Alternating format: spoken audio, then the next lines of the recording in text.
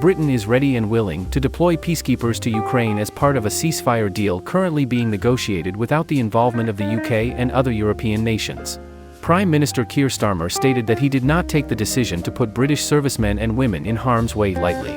However, he emphasized that the country must contribute to any security guarantees for Ukraine. His announcement on Sunday, Monday AEDT, came as European leaders from NATO, the European Commission, and the European Council gathered in Paris to discuss how the region could participate in negotiations to end the three-year war between Russia and Ukraine. US officials indicated that talks, which were to begin with the foreign ministers of the US and Russia in Saudi Arabia on Monday, would not involve Europe.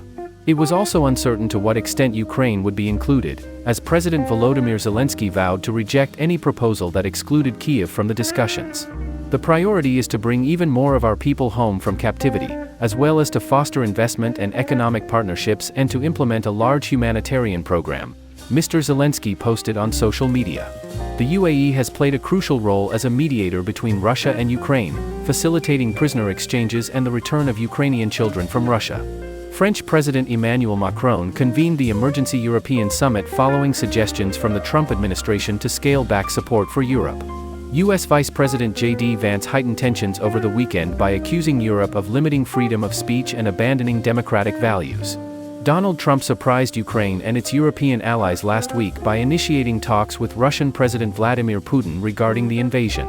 The new administration also cautioned NATO allies that Europe would no longer be its top security priority as it shifts focus to China. Starmer mentioned that guarantees for Ukraine include increased support for its military, where the UK has already committed £3 billion per year until at least 2030. He stated, "It also means being ready and willing to contribute to security guarantees for Ukraine by potentially putting our troops on the ground if necessary. I do not take that lightly. I feel a deep sense of responsibility that comes with the possibility of putting British servicemen and women in harm's way." However, Sir Keir's proposal, which has not been costed or presented to Parliament, may face public opposition, especially with the ongoing cost of living crisis, tax increases, and a stagnating economy weighing on the minds of many Britons. While Sir Keir emphasized the need for Europe to step up, he also called for US support and an essential security guarantee from the U.S.to deter Putin from future aggression.